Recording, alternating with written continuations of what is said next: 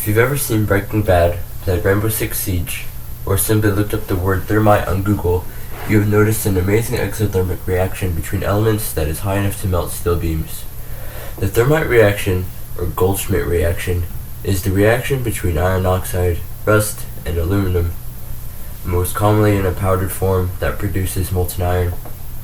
The trigger for the reaction is usually a magnesium ribbon like the one that we lit on fire. We'll pretend that was the only thing we lit on fire in chemistry a few years back. The memories. The terrible memories. The reason magnesium works as a fuse for thermite is because magnesium burns at a very high temperature, usually between 650 degrees and 700 degrees Celsius. That's almost as hot as lava when it is spewed from a volcano, or almost as hot as some fresh memes. Once the thermite reaction is set off, it produces molten metal at degrees 3000 degrees Celsius.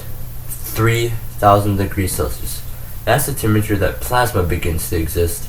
And if you've ever played Halo, you know exactly how dangerous plasma can be.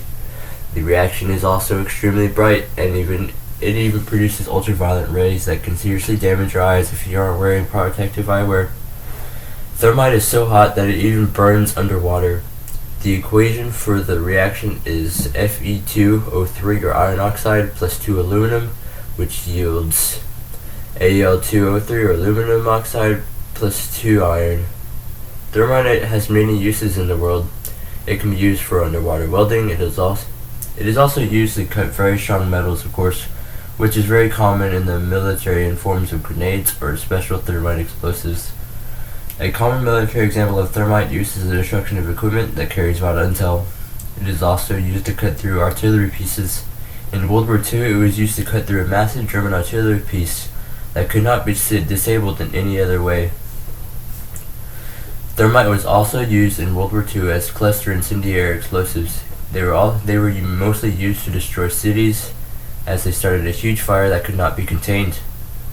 LTCs, or linear thermite charges, are used to cut through concrete and steel as it comes out of a nozzle. It is very commonly used for the welding of rail tracks or other forms of welding. Thermite does not melt through clay as it does metals, so if you ever want to set off a thermite charge in the back of your yard, just for giggles, just set it in a couple of clay pots and it should hold off the thermite from melting a large hole in your ground. Fun fact, etch and sketches use aluminum powder that can be used to make a thermite charge. Just ask Heisenberg and Jesse.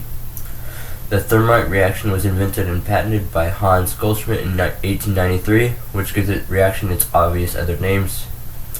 Thermite can also be created with copper oxide, but not as common.